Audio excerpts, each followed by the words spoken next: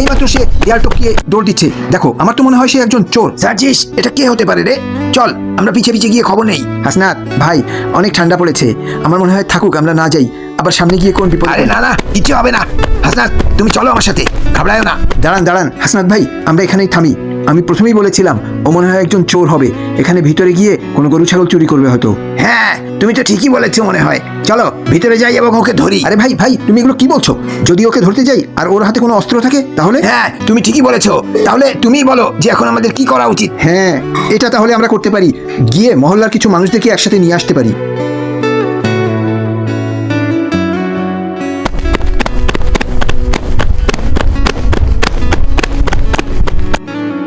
ভাই দাঁড়াও দাঁড়াও, এইটাই সেই ঘর যেখানে ও লুকিয়ে আছে। আরে তাহলে অপেক্ষা কিসের জন্য? চলো ভিতরে ঢুকি এবং ওকে ধরে ফেলি। কি হলো ভাইজান, সবাই মিলে আমার ধরতে চান কে? এদিকে আয়, তারপরে তোকে আমরা বুঝাচ্ছি কি কাজ করছিস। আরে তোর শরম লাগে না? তুই বাসা বাসায় চুরি করে বেড়াস। না না ভাইজানেরা, আপনাদের ভুল হইতেছে কোথাও, আমি চোর না। হ্যাঁ, সব চোরই একই কথা কয়, আমি চোর না। সত্যি সত্যি বল, কি জন্য আসছিস সেখানে? কসম কইতাছি ভাইজান, আমি চোর না, আপনারা আমার বুঝতেছেন। আরে আমি বলি, ও এমনি এমনি মানবে না। ওকে ইউনুস সাহেবের কাছে নিয়ে যাই, ওখানে গেলেই ওকে সঠিক কথা বের করবে, নাহলে পুলিশের কাছে দিবে। হ্যাঁ হ্যাঁ, ওকে নিয়ে যাই, চল চল। আরে আপনারা সবাই এখানে? সার্জিস ভাই, কি হয়েছে? মাহফুজ ভাই, আমরা এই সাদ্দাম চোরারে ধরেছি, ও বাসায় বাসায় চুরি করতেছিল। আপনি ইউনুস স্যারকে ডাক দেন।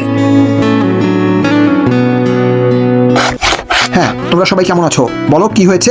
ইউনুস সাহেব, এই সাদ্দাম চোরা আপনার ঘর থেকে চুরি করে পালানোর সময় ধরা খেয়েছে। এই, তোমার এত সাহস? তুমি চৌধুরী ইউনুসের বাসায় ডাকাতি করতে এসেছিলে? ওনারা সবাই আমারে ভুল বুঝতেছে। আমি তো গরিব মানুষ, দিনের বেলায় কাম করি আর রাতের বেলায় আপনার বারান্দায় ঘুমাইতে আসি। সাদ্দাম মা, সত্যি কথা কও। হাসনাত, আমাদের শোনা উচিত ও কি বলতে চায়। হ্যাঁ ভাই বলো। স্যার, আমি একজন কামলা মানুষ, দিনের বেলায় রিক্সা চালাই, কাম করি এনে ওনে, আর রাতের বেলায় চলে আসি আপনাকে বারান্দায় একটু। আমার এমন কোনো টাকা নাই যে একটা ঘর ভাড়া নিমু, তাই শীতের থেকে বাঁচনের লাগা আপনাকে এনে ঘুমাইতে আহি। শোনো ভাই, তুমি যতদিন যেখানে কাজ করছো করো, তোমার খাবার এবং থাকার ব্যবস্থা আমি করে দিচ্ছি।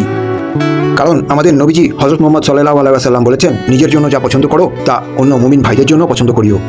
আমাদের উচিত যারা আমাদের আশেপাশে আছে তাদের সম্পর্কে খেয়াল রাখা, যারা রিজিকের জন্য নিজের আপনজন থেকে দূরে আছে এবং মুশকিলে আছে। আজকে আমরা কারোর জীবনকে সহজ করতে সাহায্য করলে কালকে আল্লাহ তাআলা আমাদের জীবনকে সহজ করে দেবেন। মানবতা, ইনসানিয়াত একেই বলে যে আমরা মানুষকে সাহায্য করব। মেসেজটি পছন্দ হলে অন্যকেও জানার সুযোগ করে দিন শেয়ার করে। ধন্যবাদ আপনাকে।